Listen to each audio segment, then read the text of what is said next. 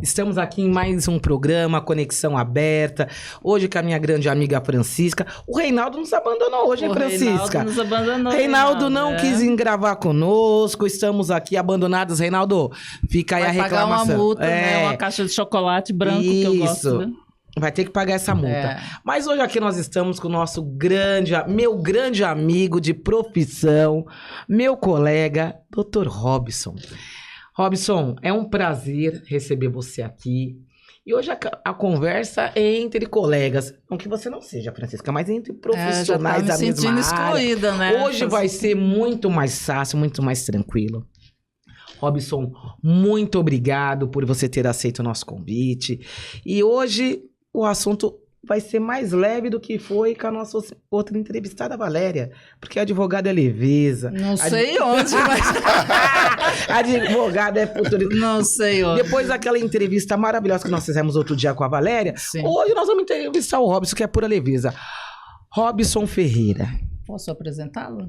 Não, eu acho que eu quero primeiro saber quem é o Robson e depois você vai apresentar. Tá bom. Quem é Robson Ferreira? Bom, primeiro eu quero agradecer demais o convite, de poder participar do programa Conexão Aberta. Robson Ferreira, atualmente estou como coordenador de políticas para a população negra, junto à Secretaria da Justiça e Cidadania do Estado de São Paulo. Advogado de profissão, professor de coração e também exerço minhas funções acadêmicas na Universidade Zumbi dos Palmares. Não sei se vocês conhecem a Universidade Zumbi dos Palmares. Não, já ouvi falar dessa universidade. Na verdade, eu tenho que falar que eu tive o privilégio de ministrar aula lá por 20 anos. Uau. Então, estamos em casa duplamente. Hoje em dia não estou mais ministrando aula naquela instituição, mas aquela instituição eu convivo lá dentro, frequento, a maioria das vezes estou lá, porque lá é a minha casa. Eu fui professora como você lá e fui coordenadora do curso de Direito, onde eu tive o prazer de conhecer a professora Francisca. Obrigada. Professora Francisca, aproveita e já estava me sentindo excluída aqui. 2 advogados, entendeu? Eu como jornalista, né? Sou uma pessoa mais... jornalista e foi minha diretora. Ela é modesta, a modesta impede de dizer, mas ela foi minha diretora, ajudou a fundar a Universidade Zumbi dos Palmares. Então a Francisca tem vários atributos que ela nunca fala. E um dos meus pecados, levei vocês 2 para Zumbi dos Palmares. Foi pecado mesmo, porque teve que conviver, é assim. Mas se tornaram grandes amigos. Professor Robson, muito obrigado. Eu sei que sua agenda é super complicada. Queria agradecer mesmo. E queria que você falasse um pouquinho desse trabalho junto à Secretaria de Justiça. Bom, professora, obrigado mais uma vez, né? E como a Cris disse, né? Nós somos frutos da Universidade Zumbi dos Palmares. Inclusive, tem uma pessoa que está nessa mesa aqui que tem toda a responsabilidade, né, da minha entrada na Universidade Zumbi dos Palmares, que eu sou muito grato e quero deixar aqui registrado no programa a importância que a professora Francisca teve na minha trajetória acadêmica, na minha formação enquanto professor, enquanto gestor educacional. Então, e até chegar nesse momento de exercer essa função tão importante junto à Secretaria da Justiça e Cidadania do Estado de São Paulo, na Coordenadoria de Políticas Públicas, né, para a população negra. O nome é grande, né? Você viu que o nome não é brincadeira, né? E o tamanho do nome, ele reflete a responsabilidade que nós enfrentamos no dia a dia. Porque um dos objetivos, né, na verdade, uma das finalidades e das principais atribuições que a coordenadoria tem é o enfrentamento ao racismo e à discriminação racial no estado de São Paulo, e lógico que isso refletindo, né, também para os outros estados, porque São Paulo sempre esteve à frente do seu tempo em políticas públicas, em ações afirmativas, que se a gente rebobinar um pouquinho, né, chegar até os idos de 1984, quando a gente tem o primeiro Conselho de Participação e Desenvolvimento da Comunidade Negra. Que acho que você a sua secretaria é responsável pelo conselho também. Sim. A nossa coordenadoria, ela presta apoio técnico ao conselho, e eu também, agora como coordenador, faço parte, sou um membro do Conselho de Participação e Desenvolvimento da Comunidade Negra. Então, é uma parceria né? Nós trabalhamos em conjunto em diversas ações de promoção da igualdade racial, mas também de ações de conscientização na perspectiva, né, de trazer para a população paulista as frentes de desenvolvimento, as ações têm sido desenvolvidas e uma delas é o combate à discriminação racial. E como é isso hoje? Como é esse combate? Tem reduzido, está aumentando, a intolerância a gente vê que parece que voltou, né, a intolerância, e como é que vocês estão lidando Na com verdade, voltou de uma forma mais agressiva, né? Não que não existisse antigamente, né, Francisca? Mas hoje, Robson, eu vejo que a agressividade está muito maior. O que você acha que se deu essa agressividade, que as pessoas agora elas acham que podem tudo, que podem falar tudo, não temem mais a nada? Como é esse trabalho aí? Como advogada, eu quero ouvir você como advogada, né? Aqui a gente, estamos aqui numa quase uma tripla função, né? Uhum. Mas eu acredito que as redes sociais, a velocidade das redes sociais, e não só essa, mas também dentro de uma perspectiva de uma falta de uma legislação mais firme, mais eficaz, né? Eu acho que a legislação é muito branda também. Para que a gente possa ali ter um controle maior daquilo que é publicizado através das redes sociais. Então, as pessoas usam as redes sociais para se manifestar de todas as formas, para fazer declarações de amor, para falar de política, mas também de ódio, mas também para praticar atos, condutas ilícitas, né? Então, uma das nossas atribuições é justamente fomentar no estado de São Paulo ações de conscientização. Nós temos no estado de São Paulo uma lei pioneira, que é a Lei 14.187 de 2010, que pune atos de discriminação racial por motivos de cor e raça.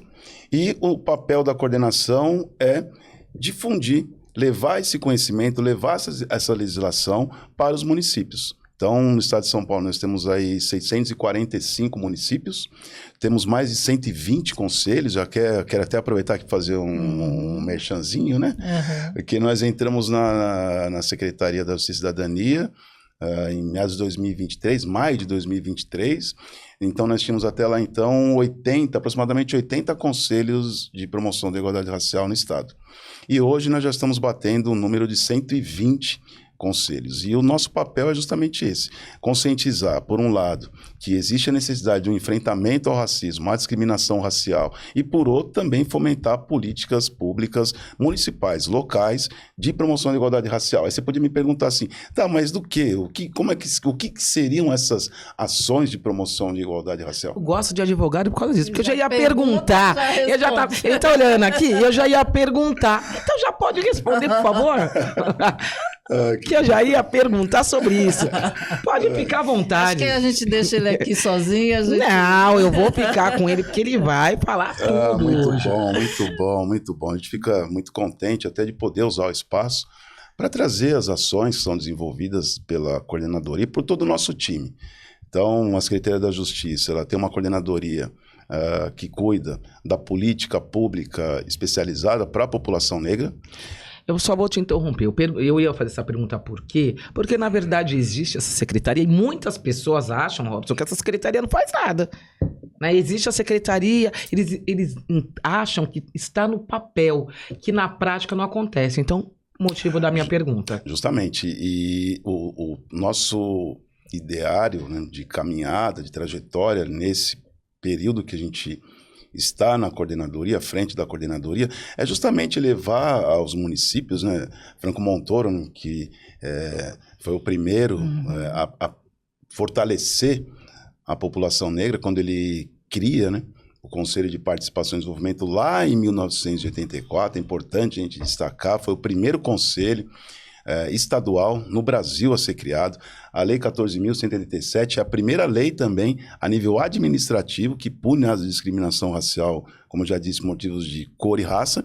E um dos nossos papéis com essa legislação administrativa estadual é fazer celebrar convênios com os municípios, para que esses municípios possam não só ser um polo de recebimento dessas denúncias de discriminação racial, mas também trazer para a comunidade, trazer para a sociedade, seja pessoas brancas, negras ou não negras, né, todo o conhecimento e principalmente, né, que nós temos uma legislação estadual, que nós temos uma legislação federal que pune a discriminação racial, mas não só a punição, né, porque nós pensamos na Secretaria da Justiça e Cidadania que a punição deve ser justamente o último efeito, o último mecanismo, né, de contenção desses atos de discriminação racial.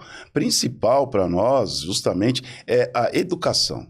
Não é? A prevenção. Então, com ações de formação, capacitação, letramento racial, cursos especializados, levando a comunidade para o debate, através, lógico, de ações em conjunto com os municípios, porque, como o Franco Montoro disse, né, ninguém vive no estado, né? As pessoas só no município. Moram no município. É lá onde tudo acontece. Então, nós procuramos fazer até um caminho meio que inverso, né? Ao invés de a gente ficar aqui na capital de São Paulo, nós estamos nos deslocando bastante para o interior, cidades longínquas como Presidente Prudente, Adamantina, Tupã, justamente para que a gente possa fazer esse diálogo local e entender também qual a política que é desenvolvida nesses ambientes, né? nessas comunidades, justamente para que a gente possa levar o trabalho que é executado pela Secretaria da Justiça e Cidadania por intermédio das suas coordenações e a nossa loja especial diretamente direcionada para a população negra e fortalecer a pauta negra nesses territórios. Olha, eu tô cheio de pergunta. Tô cheio de pergunta, porque advogado sempre tem pergunta, né? Que ótimo, eu vim aqui para responder todas as suas perguntas. Robson, agora falando como advogado, você aí falou que uma das pautas é através da educação, né? A secretaria, ela quer, né, educar, né? E qual é o meio de mecanismo que a secretaria está usando para essa educação nas cidades interiores, né? São Paulo, capital de São Paulo. E quais são esses mecanismos? Muito bom. Nós participamos de várias... sempre que a gente tem a oportunidade... Quais são as ações, né? Isso. Então, algumas ações. A gente agora vai ter uma agenda bastante extensa, né? No mês de novembro, a gente vem preparando aí uma agenda bastante potente, já conversando com os municípios. E a ideia é justamente essa. É levar conhecimento. Né? Ninguém nasce racista, ninguém nasce odiando o outro, né? Nelson Mandela já disse isso, né? Então, eu acho que o conhecimento é a base de uma sociedade harmônica, uma sociedade livre de discriminação, livre de preconceito, e esse é o papel. Então, nós celebramos convênios não só para que os municípios possam ser esses polos de recebimento das denúncias de discriminação racial e encaminhá-las para a Secretaria de Justiça e Cidadania, que tem ali como uma das suas atribuições fazer todo esse procedimento apuratório. Mas mais do que isso, né, é dialogar com o município para entender quais são as políticas públicas efetivas. Por exemplo, cotas em concursos públicos, não é? A gente precisa ter pessoas negras nos cargos de liderança, a gente precisa ter pessoas negras trabalhando em secretarias municipais, em secretarias estaduais, para que a população possa se enxergar, possa se ver e entender que é possível chegar nesses lugares também. E, lógico, através desse trabalho, conscientizar a sociedade num geral, num todo, que discriminação, de que racismo é crime, e é por isso que, então, a gente participa de diversos eventos. Na semana retrasada, no mês de agosto, eu estive na cidade de Adamantina, na universidade, a FAI, né? A Faculdade Adamantinas Integradas, né? Que é a parte do curso de Direito. E, então, nós participamos de um congresso.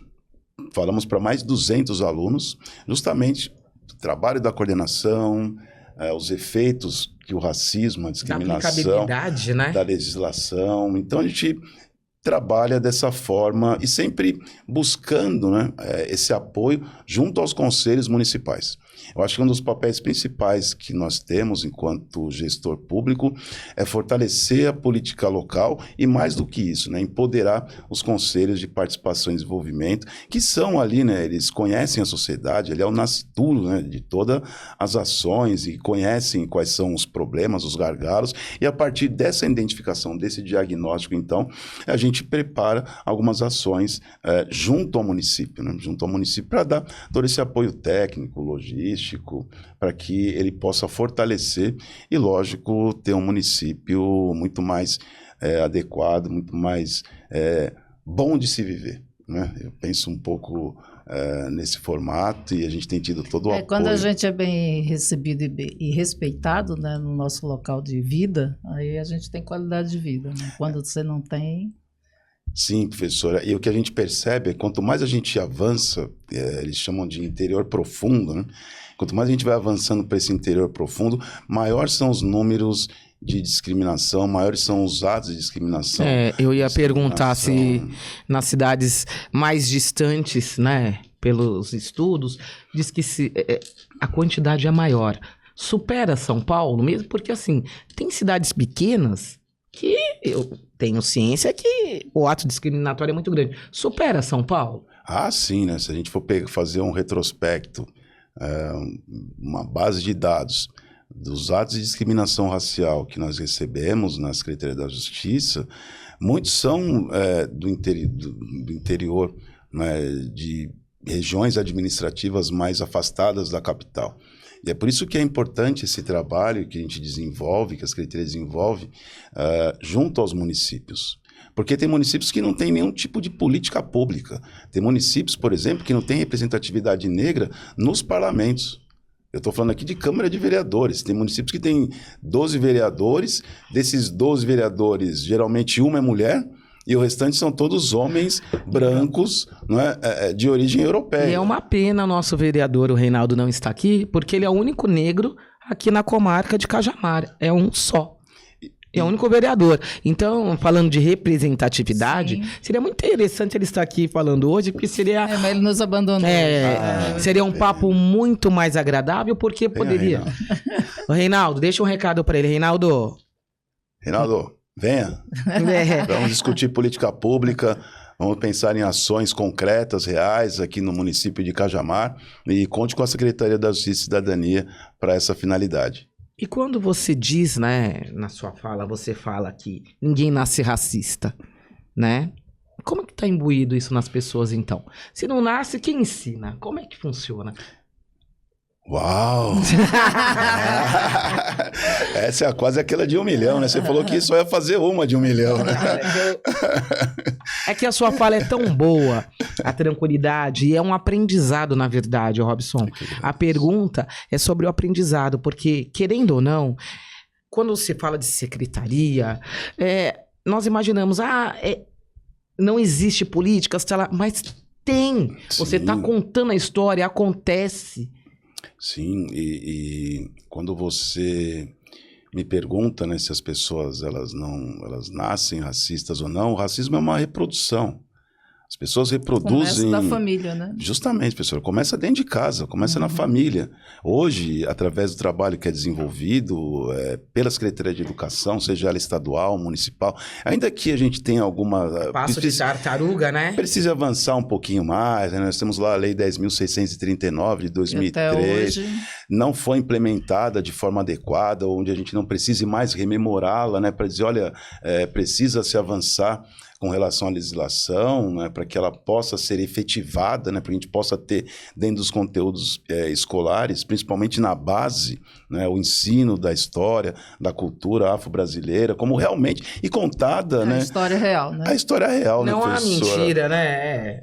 Que é o que a gente... Quando eu digo a mentira, porque eu descobri, depois dos 50 a mais, que, né... que o que a gente aprendeu na escola realmente não foi uma realidade. E eu acho que isso reflete no nosso dia a dia, né? Sim, até, assim, na nossa profissão como advogado, Robson, isso acabou refletindo. Porque, vamos falar, a gente aprendeu de uma forma, acreditou naquilo, né, Francisca? Acreditou naquela tese, nos livros que ensinaram para nós. Toda aquela imagem, e depois, com o passar do tempo, né? Eu fui aprender isso na faculdade, 50 a mais é mentira, mas eu fui aprender na faculdade que não era verdade. Mas a minha infância inteira, até a adolescência, né? Sim. Eu acreditei naquela história. Sim. Então isso acaba transformando o nosso pensamento.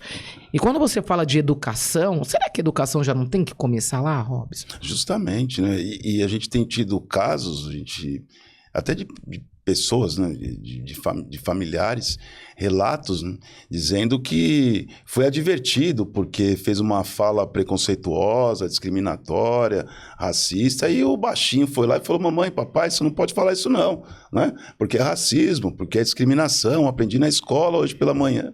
Então, a secretaria está tendo uma influência, né? Nesse sentido? Obrigado pela pergunta, muito oportuna, até para dizer como o Estado tem trabalhado na perspectiva étnico-racial. Então, nós temos mais de 20 secretarias de Estado, Secretaria de Educação, Secretaria de Cultura, Ciência e Tecnologia, e que nós conversamos com as secretarias para que a gente possa desenvolver projetos em conjunto. Então, a própria Secretaria de Meio Ambiente, que também tem ali dentro das suas atribuições, né, um cuidado todo especial com as comunidades quilombolas. Então, nós temos ações com a Secretaria de Educação também, a própria Secretaria de Saúde, que vai cuidar da saúde integral da população negra. São projetos antigos que a gente traz uma nova perspectiva a ele através do diálogo que é realizado pela Secretaria da Justiça por meio da coordenadoria que eu estou à frente, e esse é o nosso papel, de fazer essa articulação, de bater na porta das secretarias, entender quais são as ações que elas estão desenvolvendo, para que a gente possa fazer o melhor uso do recurso público. Porque, às vezes, algumas secretarias desenvolvem ações, mas são ações individualizadas, né? E a ideia não só... Não inclusiva, né? Não inclusiva. Mas a ideia é interligar, então. Justamente, é trabalhar em conjunto. Então, a Secretaria de Ciência Social. Então, hoje, uma das missões, né, que foi nos entregue pelo nosso secretário, Dr. Fábio Pedro, assim que a gente chega na Secretaria da Justiça, era a finalização do Plano Estadual de Promoção da Igualdade Racial, que também era um anseio da comunidade, mais de 50 anos, né? E São Paulo é um dos últimos, né, estados que ainda não tem um plano efetivado. Então, através dessa determinação do secretário, nós corremos 15 secretarias de Estado, conversamos com os 15 secretários para que eles pudessem fornecer informações acerca das ações que eram desenvolvidas. E para a gente foi uma grande surpresa, porque desde cotas por exemplo, a Secretaria de Ciência e Tecnologia, ligada a ela, vinculada a ela, é a Unicamp, a USP, a Unesp, e elas têm programas, né, de ingresso especial, né, para alunos negros. Mas a Secretaria de Saúde também tem programas ligados para a comunidade negra. O cuidado, né, com a saúde integral da população negra. Mas a Secretaria de Desenvolvimento Econômico também o tem, que renda, empregabilidade, crédito, especiais para a comunidade negra. Só que isso não chega na ponta. Então, nosso papel é justamente esse: ter conhecimento dessas ações e levar isso para o município, discutir com os municípios e fazer essa interligação, a gente chama de trabalho intersecretarial, né, e levar justamente esse serviço, né, esse equipamento para onde mais é necessário, para onde mais ali então a gente identifica no Estado essas vulnerabilidades, né? Olha, ouvir o professor Robson falar é uma delícia, mas nós estamos chegando ao final. Já? Já, mas eu quero eu quero fazer uma pergunta para o advogado e professor Robson, não mais secretária, né? Vambora. Agora, já que estamos chegando ao final do programa, agora a gente pode perguntar sobre outro assunto. Robson, na sua vida, você já sofreu, nós estamos falando de racismo, né? Você já sofreu algum problema de racismo? Porque você disse que a lei é frágil, né? Você já sofreu Quase algum problema frágil. de racismo? Ela é frágil. Quase. Quase frágil. Ela tem muitas lacunas, né? Sim, muitas. Você já sofreu algum problema de racismo? Desde a minha tenra infância, né? Então, o racismo não é um problema nosso, não somos nós que inventamos o racismo, né? Mas o racismo insiste em nos perseguir. Então, ainda hoje, nos dias atuais, a gente enfrenta várias situações de discriminação, de racismo, seja ele velado, seja ele direto. E eu acho que é justamente esse é um problema que a gente precisa encontrar mecanismos, né, de sensibilizar, de conscientizar as pessoas, né, de que racismo é crime, né, e ele tem que ser punido. Ele deve ser... a gente não vai conseguir mudar o mundo, não vai mudar o mundo, porque desde né? que o mundo é mundo, há crime, né? Então, mas a gente vai... A luta nossa, o nosso caminho a perseguir é a diminuição dos índices de discriminação no estado de São Paulo, e que está até no Brasil através do trabalho que a gente desenvolve aqui junto à Secretaria de Justiça e Cidadania. Eu poderia dar aqui vários exemplos, né? Desde estacionamento, restaurante, não atendimento em lojas, né? Então... Tá andando no shopping sendo seguido pelo segurança. Seguido pelo segurança. Se a gente tiver parado, vão achar que, né, que a gente é o balcão de informação, né? Porque a gente deve saber de tudo. Ou que a gente é o manobrista do carro, né? Tá encostado no carro, o carro não pode ser seu. Não, tá ali manobrando, né? Então a gente enfrenta esses tipos de discriminação. E a gente, lógico, precisa agir de forma enérgica, né? Então nós temos os canais de denúncia, seja as delegacias especializadas, né? Que vão cuidar dos crimes de racismo, intolerância religiosa, entre outras intolerâncias, mas também utilizar os mecanismos estaduais, administrativos, né? Para que a gente possa justamente... Você poderia deixar os mecanismos administrativos estaduais? Sabe por que eu estou falando isso? Porque às vezes, professor, as pessoas vão até a delegacia, não conseguem, não tem atendimento, e você falando fica tão mais gostoso, tão mais fácil de se ouvir. Você poderia deixar um canal para as pessoas procurarem, né? Sim, sim. Site da Secretaria da Justiça, www.justica.gov.br. Esse é o site da Secretaria da Justiça e Cidadania, e tá lá, e também está no Instagram, @JustiçaSP, e a ouvidoria da própria Secretaria da Justiça e Cidadania do Estado, e também o Fala São Paulo, Fala SP. Então, só dá uma googada lá, Secretaria Estadual da Justiça e Cidadania de São Paulo. Lá tem todos os canais, ele é muito interativo, rápido, e você, num clique, consegue fazer, então, a denúncia, juntar documentos, provas documentais, fotos, qualquer documento, né? Você pode dar um print, de repente você receber uma mensagem lá discriminatória, e você pode dar o print na tela do seu celular, juntar esse documento no site, e aí tem todo um procedimento interno que é feito para apuração dos atos de discriminação, e lógico, sempre destacando, né, que são a níveis estaduais. Mas eu tô sendo só incisiva nessa parte, porque eu também já fui vítima de racismo, e aí eu fui muito procurada depois da minha situação. Então, falar que existe outros mecanismos, além de delegacias, é muito importante, professor, porque assim as pessoas vão procurar, elas não vão se esconder, elas vão falar. Então, o senhor já informando, já ajudou muito. Muito bom.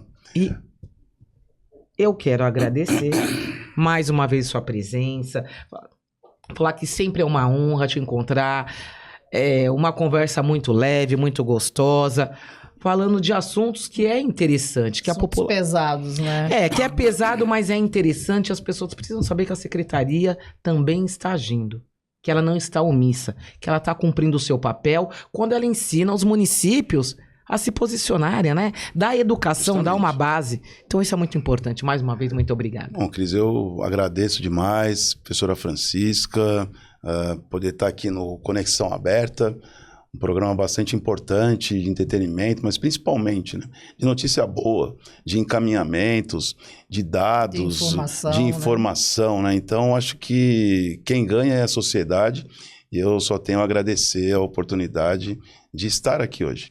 Queria também, se for possível, né... É sempre possível, professor. Que maravilha. Que maravilha.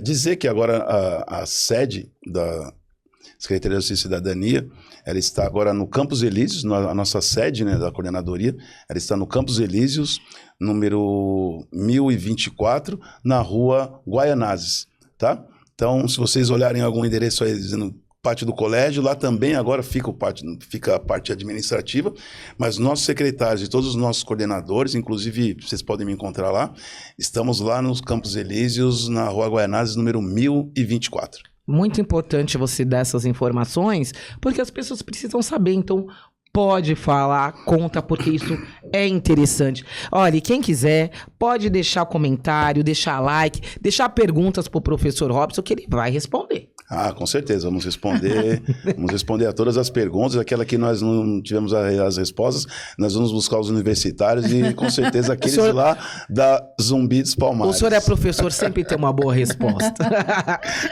Bom, vamos encerrar? Vamos. Então, o professor também agradecer a doutora Cristiane Linhares e vamos encerrando mais um programa Conexão Aberta. Até o próximo programa. Até o próximo. Ai, obrigado.